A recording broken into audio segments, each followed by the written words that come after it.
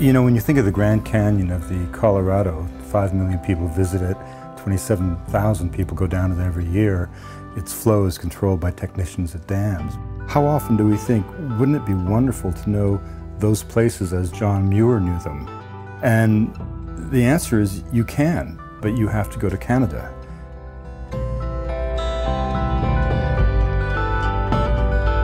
Our biggest canyon in Canada, our wildest and most dramatic canyon, is that of the Stikine River, the Grand Canyon of the Stikine.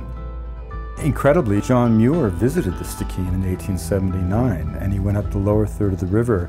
He was so enchanted he called it Yosemite, 120 miles long. Had he continued further up and followed the traditional trade route to the interior, he would have come to the most enchanted place of all, the sacred headwaters, or Klabona, where by a wonder of geography, 3 of the most important salmon rivers of British Columbia, the Stikine, the Nass, and the Skeena, are all born within very short proximity of each other. In a single long day, or perhaps 2, you can follow the track of white wolves and grizzly and drink from the sources of the rivers that gave birth to all the great civilizations of the Pacific Northwest coast of Canada.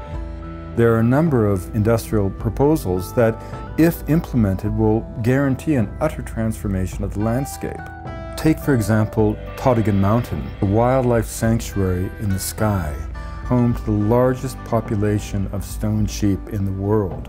Were that mountain to exist in any other corner of the planet, it would long ago would have been recognized as a wilderness heritage site, a national park.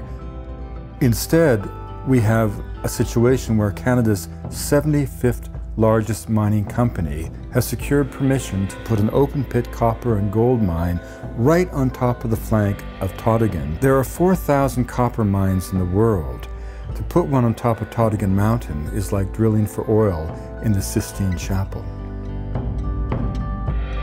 These places are the epicenter of one of the most extraordinary landscapes on Earth.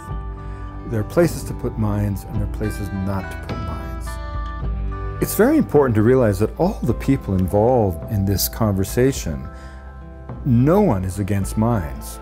No one is against oil and gas. The issue isn't mines or no mines, it's how many mines, where, at what cost to the environment, at what pace, and for whose benefit. Because these aren't wild lands to the Tahltan.